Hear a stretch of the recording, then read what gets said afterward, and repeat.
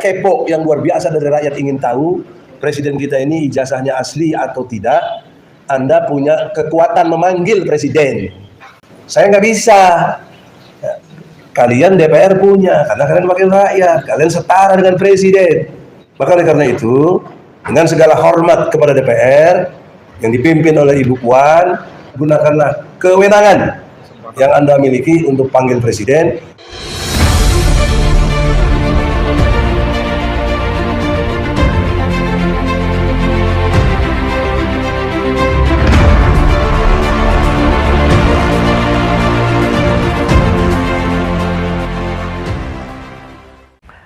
Assalamualaikum warahmatullahi wabarakatuh. Kembali berjumpa dengan saya di channel Hamzah Gantaran, sahabat sebangsa dan setanah air di mana saja Anda berada. Kembali ulasan kali ini akan mengupas terkait dengan perjalanan kasus Bambang Trimulyono yang dimana gugatan ini telah dicabut oleh kuasa hukum mereka, yakni Pak Egy Sujana CS. Tetapi satu hal yang kemudian menjadi menarik, ya, nampak bahwa Pak Egy Sujana menyadari bakal kasus ini tidak mungkin dimenangkan, ya, dan dia juga punya trauma ya masa lalu terkait dengan mengurusi kasus yang berhadap-hadapan dengan kekuasaan. Tetapi hal uniknya Pak Egy Sujana karena dia mencoba untuk kemudian menggiring peristiwa ini kepada DPR, bahwa seharusnya DPR yang memiliki posisi yang selevel dengan presiden itu bisa saja memanggil presiden, apakah karena menggunakan hak angket, hak interpelasi dan sebagainya. Nah, ini kan Pak Egy Sujana lagi-lagi membuat hal-hal yang sebenarnya tidak proporsional. Kalau gugatannya ke pengadilan, prosesnya itu di pengadilan. Di DPR itu adalah proses politik. Jadi jangan lagi membuat hal-hal yang kemudian hanya akan menimbulkan kegaduhan terlalu jauh. Cukuplah yang kemarin-kemarin ini telah menimbulkan polemik, telah menyita perhatian publik, dan Anda mencoba lagi membawa peristiwa ini kepada DPR di saat Anda sudah tak mampu lagi untuk kemudian memperjuangkan hak-hak klien Anda, di saat Anda tidak ada peluang untuk kemudian bisa membuktikan kasus ini. Tetapi kita akan coba simak dulu seperti apa dari statement Egy Sujana ini terhadap DPR. Ya sudahlah, kita berpikir rasional ke depan, dan ini menjadi domainnya berpindah kepada dari peristiwa hukum bisa jadi peristiwa politik, yaitu wilayah DPR. Jadi DPR, kalau Anda punya rasa tanggung jawab, Anda punya kerisauan yang amat sangat dengan situasi yang ada, daya kepo yang luar biasa dari rakyat ingin tahu presiden kita ini ijazahnya asli atau tidak, Anda punya kekuatan memanggil presiden. Saya nggak bisa. Kita semua tim ini punya keterbatasan. Minta klien ditangguhkan atau dihadirkan ini kan nggak bisa. Kalian DPR punya, karena kalian wakil rakyat, kalian setara dengan presiden.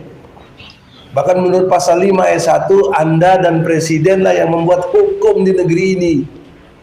Jungto pasal 20, Jungto pasal 21 Undang-Undang Dasar 45.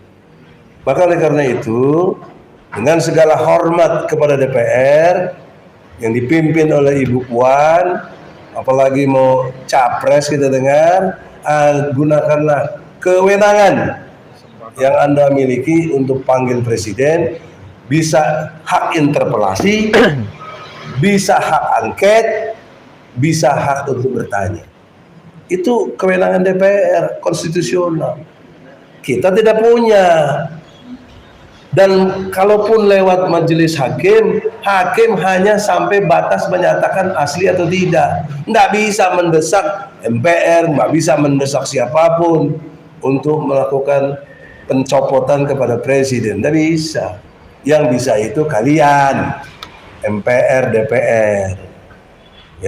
Dan sekarang ada tambahan instrumen DPD. Karena DPD 100 sekian anggotanya itu including anggota MPR.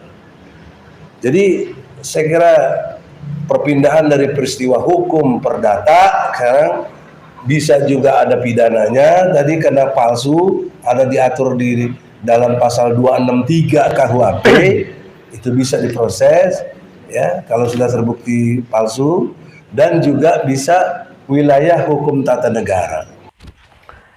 Ya, jadi nampak ya bagaimana Pak Egy Sujana ini kelihatannya ya kemudian memelas ya, berharap kepada DPR ya di saat dia sudah tidak bisa lagi meneruskan kasus ini untuk ya memperjuangkan hak kliennya dan sekaligus untuk membuktikan bahwa Pak Jokowi memang ijazahnya itu palsu. Ketidakmampuan itu ya membuat dia akhirnya kemudian memelas kepada DPR. Ya, karena merasa bahwa dia tidak punya kemampuan untuk memanggil Presiden Jokowi ya untuk datang membuktikan keaslian ijazahnya. Tetapi DPR katanya itu bisa memanggil karena dia selepel ya. Harusnya DPR bisa ya memanggil apakah hak angket, hak interpelasi sesuai kewenangan yang dimiliki. Lagi-lagi Pak Egy ini kan membuat lagi sebuah narasi-narasi yang sekali lagi ini tidak proporsional untuk sebuah kasus yang dia tangani, yang dia gugat ke pengadilan Jakarta Pusat. Jadi kalau kemarin dia memelas sama Kapolri, berharap sama Kapolri, minta tolong sama Kapolri agar kliennya itu kemudian dilakukan penangguhan penahanan.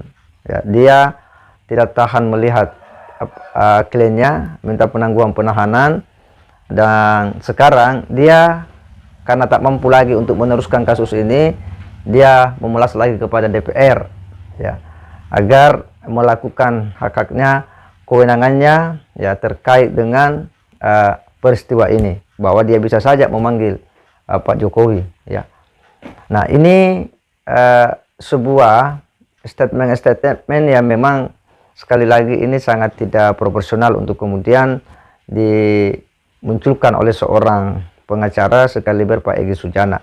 Kalau Anda sudah merasa sudah tidak mampu lagi mengawal kasus ini, ya, Anda memang tidak akan mampu membuktikan kasus ini akan kepalsuan daripada ijazah Pak Jokowi, karena Anda sudah mencabut juga gugatan Anda, ya sudah, jangan lagi dibuat framing-framing lain, jangan lagi dibuat ya narasi-narasi lain yang lagi-lagi ini akan membuat publik memberikan lagi persepsi-persepsi yang lain ya.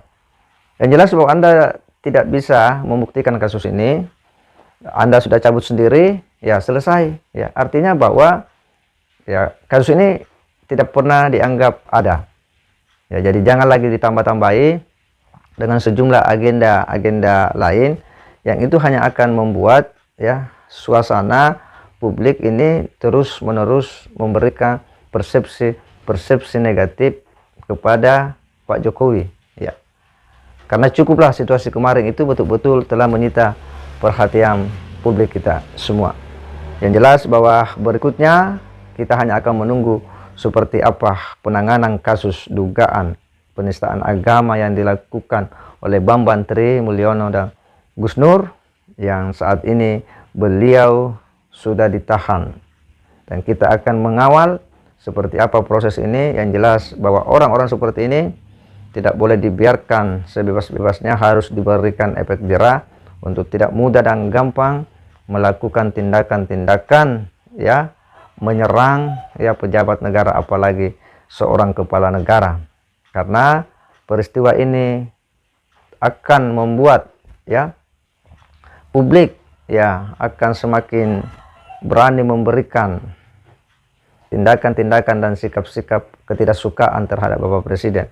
Dan terbukti bahwa efek dari itu semua ya kemarin kan ada orang yang kemudian membuat pernyataan-pernyataan yang jelas itu menghina Pak Jokowi dengan pernyataan-pernyataan yang sangat tidak etis yang juga viral. Apa itu efek dari proses kemarin yang telah membuat gempar ya jagat media sosial karena tudingan ijazah palsu yang dilakukan oleh Pak Jokowi ditambah framing-framing, akhirnya ya publik seolah-olah menganggap bahwa itu benar. Dampaknya apa? Hanya menciptakan masyarakat yang brutal, masyarakat yang tidak beretika, masyarakat yang akhlaknya rusak ya, masyarakat yang dengan mudah dan gampang ikut-ikutan memakai. Itulah efek dari apa yang kemarin sudah membuat kita heboh terkait dengan ocehan-ocehan Bambang Trimulyono dan sejumlah para intelektual yang ikut-ikutan seolah-olah membenarkan ya apa yang disampaikan oleh Bambang Trimulyono. Semoga kita bisa selalu arif dan bijak